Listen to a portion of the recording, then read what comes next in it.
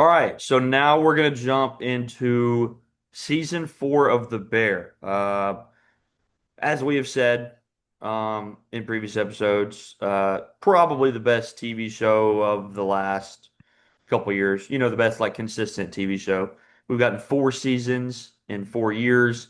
Um, they're still like able to put out episodes to the same caliber of that first and second season.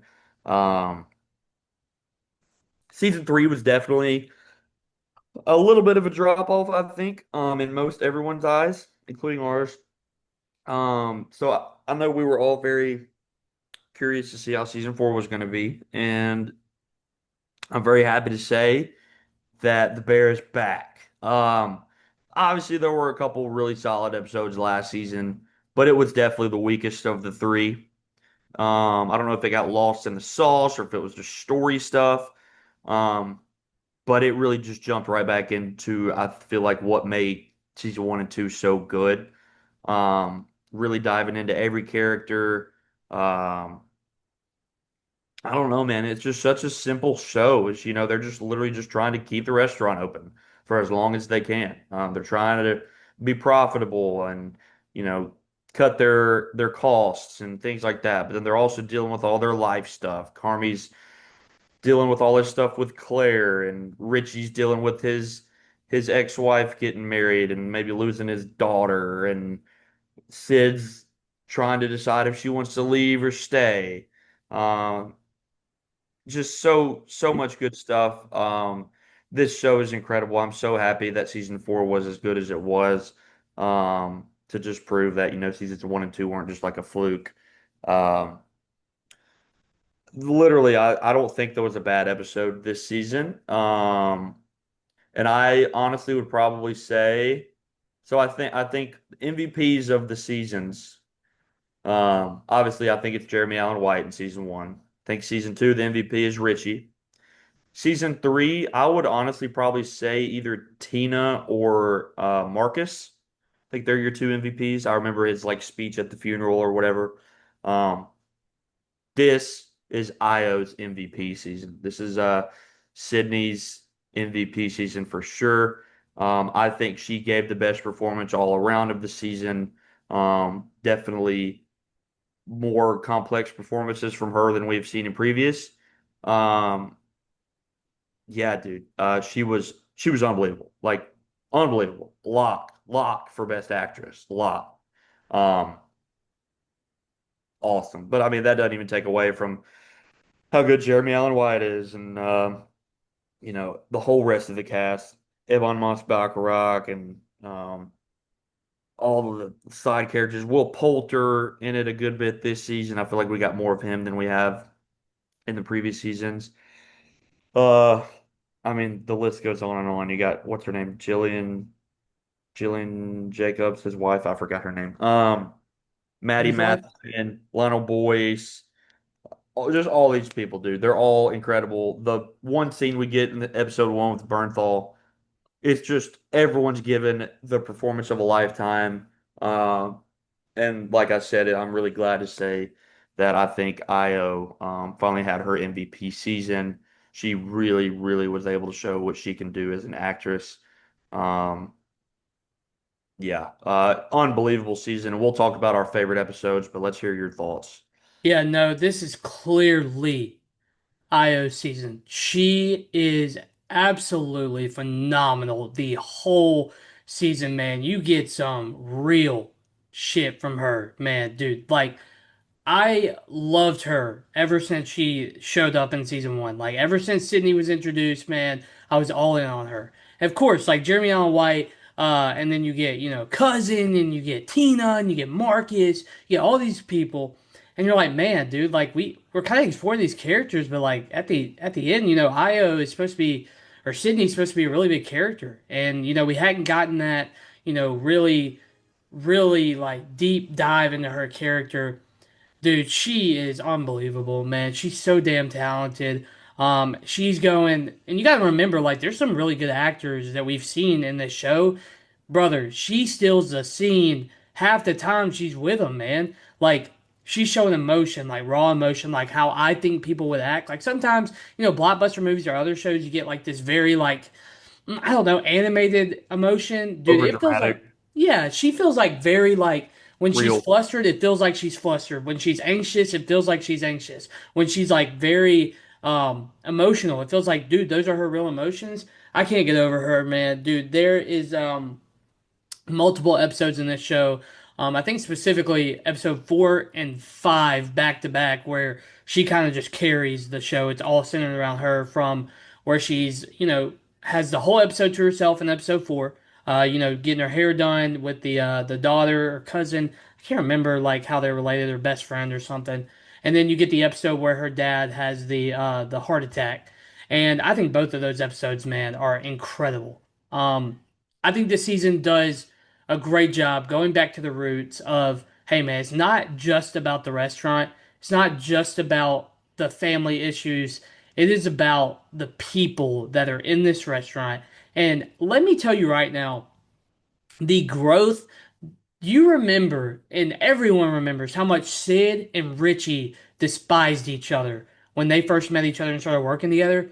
By the end of this season, man, the growth between those two characters going through like despising each other and now being like basically best friends is so damn cool. So damn cool. We have watched them grow as like mutuals, and I think that's so cool. Just outstanding performances up and down the board. Man, I'm so glad it was as good as it was. There were, it's probably one of my favorite. No, I'm gonna say it. This is probably one of the episodes in the season is my favorite episode of television so far this year. Like it's it's so good. I The think it's wedding incredible. episode, Huh? the wedding. Oh yeah. Yeah. Like I think it's the best television episode of the year. The emotions that I'm feeling, this show has kind of glorified like being depressed and having things not go your way. Dude, everybody gets a happy moment in this episode. Everybody, finally, man. And the dialogue that's going on, like, yeah, there's awkwardness, but there's also like compassion and empathy. Like, even the moments between Sid and Carmi's mom, like, you can't, dude, it's just, oh my God, man. That episode is so damn good. And the stuff with the little girl too, like them all just keep coming under the table. Like everyone keeps coming and they're trying to make her feel better. It's just such a sweet, heartwarming moment. Like you said, in the middle of a show that really does kind of like focus on a lot of dark stuff. It really was refreshing to see them all be lighthearted and like a little childish Yep. to comfort this little girl. They were all having fun at the wedding and dancing. Richie got to dance with his ex-wife, and you know everything's going to be okay there. Um, Carm, had a dance with Claire. Claire. You kind of feel like things are looking up there as well. Um, Sid, like you said, had that conversation with their mom, and um, I don't know, just a lot of really good stuff. I agree with you. I don't know best of the year, but it's up there. It's top three of the year for sure. Best of this season, one of the best of the whole show, if not like I think it might be second best behind the Forks episode of season two. Um, like it's unbelievable.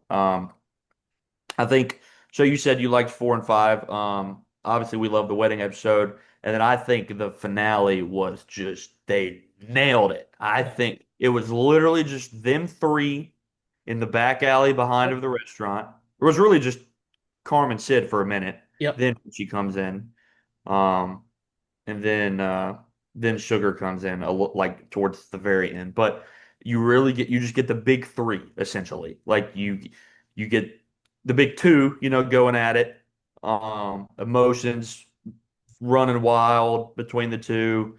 Um, they're angry, they're sad, but then they're happy, and then they're emotional towards each other, and then Richie comes out, and it all starts back up again, and they talk, and they start talking about the funeral again and just all this stuff.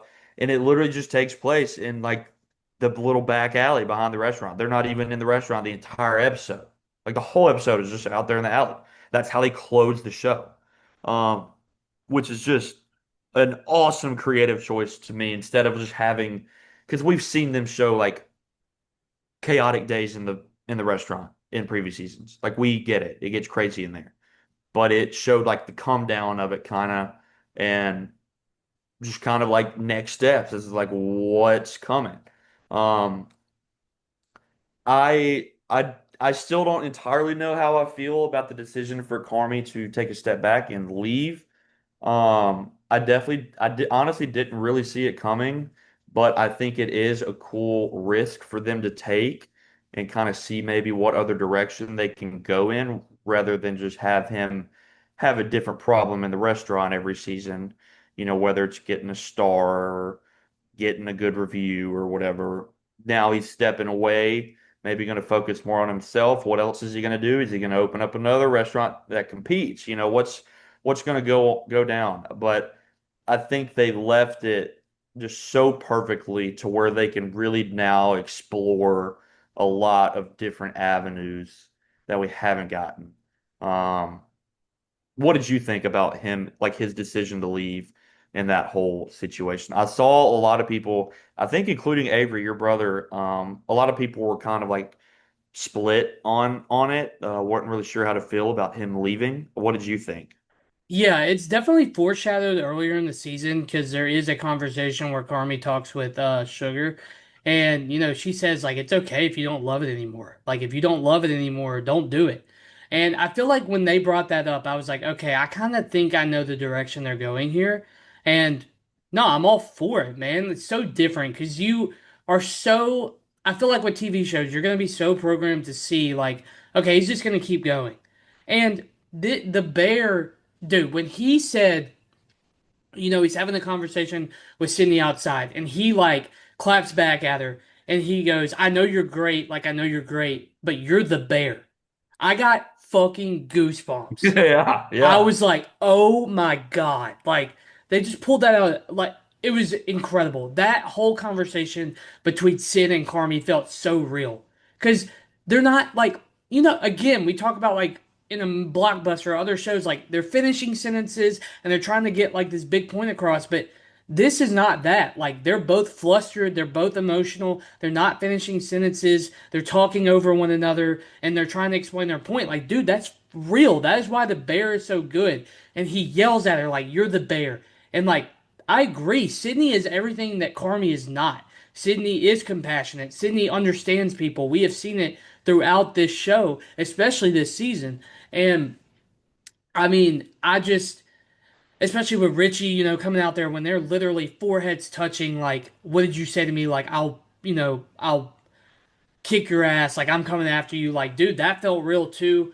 And then yeah, when I felt it coming, I really did. I'm not saying that to be like, oh yeah, I saw it coming, but it was foreshadowed, so I kind of had an idea. I like it though because you don't need the bear to go on forever. I think Carmi really did do this. Um, as he did it because he felt like he had to. But, we see glimpses of him not even like, he doesn't like this. He was trying to create hurdles, he was trying to create challenges, and that's what he says. But at the end of the day, I think that it has taken over such a majority of his life that he has lost other parts of his life, whether it be his mom or Claire or a relationship with Richie or anybody. And I think it is so good. Like, I think it's a great way to go.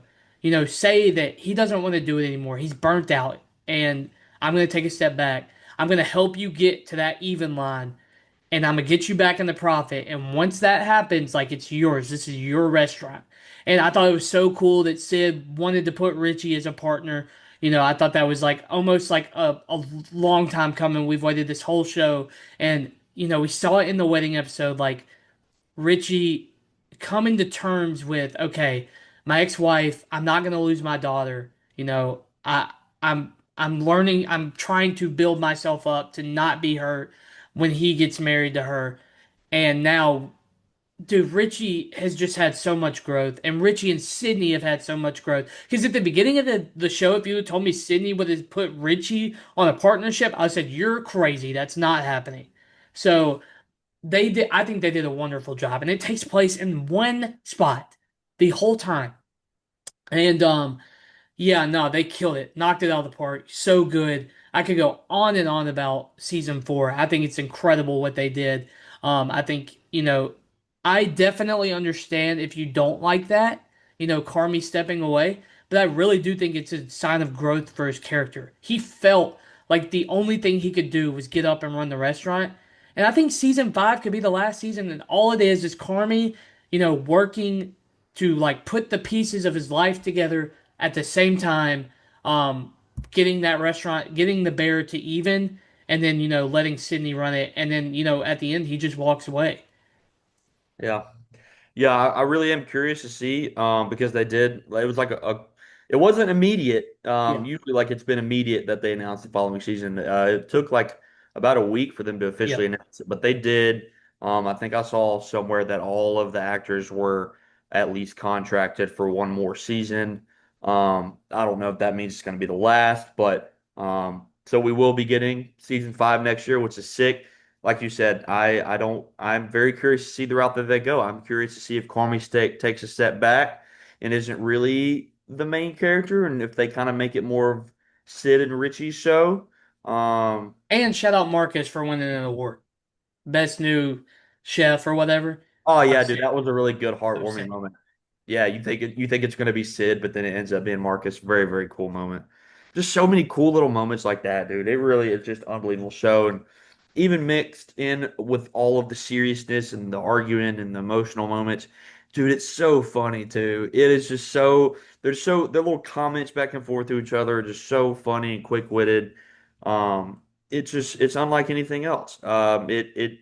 It's so hard to like rank this in TV seasons of the year because I swear to God, this has been the best year for TV, and we're only halfway through the year. I This know. has been the best. I know. This has been the best year of TV like ever, in my Yeah. opinion.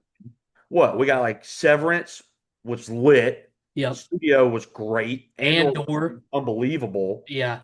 This is was unbelievable. Um, I don't I'll know. say that I put this season in my top three so far this year. So you can kind of do with that what you will. But like I just think it's like you said, dude, so many good seasons. We're not even done, man. We're not even done. Yeah, yeah. Unbelievable season. I would legitimately give it a 10 out of 10. Um, I think this is right there with I think season two is still the best season, but I think this one is like right there with season two. Just unreal stuff. Award season's gonna be a bitch. I don't know what they're gonna do, but um it'll be interesting to see how everything plays out. But yeah, just yet another unbelievable season. 4 seasons in 3 calendar years. We're about to get a fifth next year. It's unbelievable. It's Thank awesome. you. Shout out the team at FX and Hulu for doing that. Very, very excited.